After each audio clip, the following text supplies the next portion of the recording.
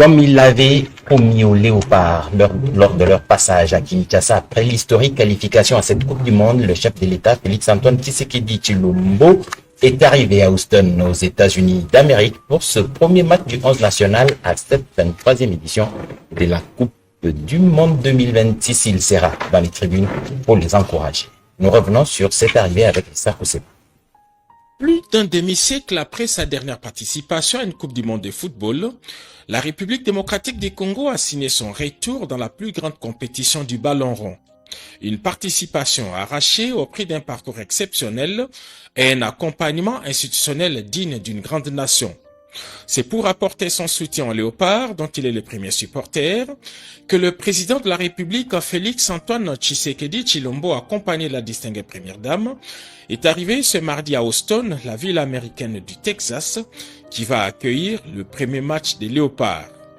Le chef de l'État sera bel et bien à la tribune du Energy Stadium de Houston ce mercredi pour encourager les fauves congolais qui vont affronter le Portugal dans le cadre de la première journée du groupe K de cette 23e édition de la Coupe du Monde. Par sa présence au stade, le chef de l'État veut exprimer toute sa proximité avec l'équipe nationale et encourager une jeunesse stoïque et résiliente déterminée à faire mieux que leurs aïeux de 1974. Plus qu'une simple participation sportive, ce match de football est une vitrine internationale pour la République démocratique du Congo qui marque ainsi son retour sur la scène internationale. Elle arrive au moment où la RDC participe au Conseil de sécurité des Nations Unies comme membre non permanent et à quelques semaines de la présidence de cette institution par le président de la République, Félix-Antoine Tshisekedi Tshilombo.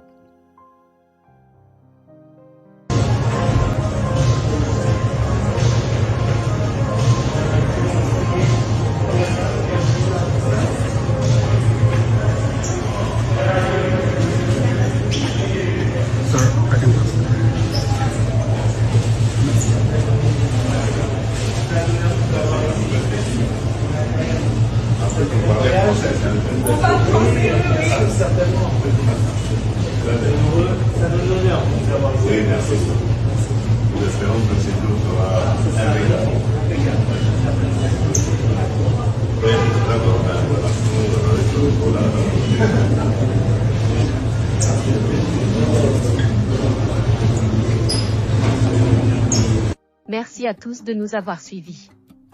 Aimez et abonnez-vous massivement à notre chaîne YouTube Tribeca Media. Au revoir et à la prochaine.